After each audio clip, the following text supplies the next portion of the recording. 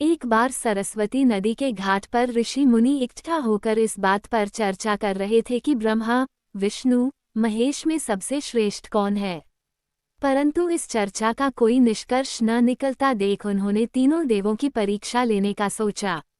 महर्षि भृगु, जो कि ब्रह्मा जी के मानस पुत्र हैं, इस कार्य के लिए उनको चुना गया। जब भृगु पहुंचे ब्रह्मलोक, महर्षि भृगु सर्वप्रथम ब्रह्मलोक पहुंचे। न तो उन्होंने ब्रह्मा जी की स्तुति की, न ही उन्हें प्रणाम किया। ये देख ब्रह्मा जी क्रोधित हो गए और क्रोध की अधिकता से उनका मुख लाल हो गया। परंतु ये सोचकर कि भृगु जी उन्हीं के पुत्र हैं, उन्होंने अपने क्रोध को अपने विवेक से दबा लिया।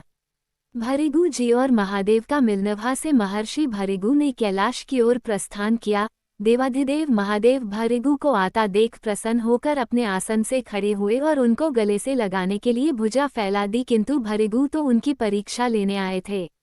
भृगु ने उनका आलिंगन अस्वीकार कर दिया और कहा, हे शिव, आप हमेशा ही धर्म की मर्यादा का उल्लंघन करते हैं। दुष्ट पापियों को आप तो सुलभता से वरदान दे देते हैं, परंतु उसके बाद वो पूरी सृष्टि को परेशान कर देते हैं, इसलिए मैं आपका आलिंगन कदापि नहीं करूंगा।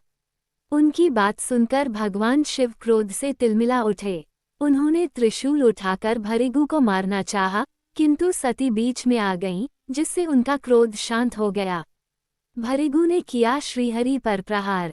इसके बाद भृगु मुनि वैकुंठ लोक गए। उस समय भगवान विष्णु देवी लक्ष्मी की गोद में सिर रखकर लेटे थे। भृगु ने पहुंचते ही उनकी छाती पर एक तेज लात मारी। श्रीहरि विष्णु शीघ्र ही अपने आसन से उठे और उन्हें प्रणाम करके उनके चरण दबाते हुए बोले, महाराज, आपके पैर पर चोट तो नहीं लगी?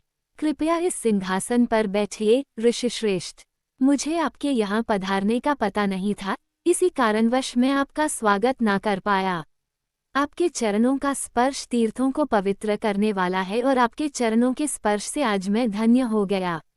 भगवान विष्णु का ये प्रेम व्यवहार देखकर महर्षि भृगु की आंखों से आंसू बहने लगे। श्रीहरि विष्णु ही हैं सर्वश्रेष्ठ। तदंतर वे ऋषि मुनियों के पास लौट और ब्रह्मा जी, शिवजी और विष्णु जी के यहाँ जो अनुभव हुए सब विस्तार से कह बताया। तभी से वे भगवान विष्णु को सर्वश्रेष्ठ मानकर उनकी आराधना करने लगे। अगर मूल में जाकर देखें तो उन मनीषियों ने अपने लिए नहीं अपितु जनमानस के संदेह के निवारण के लिए ये सुंदर लीला रची थी।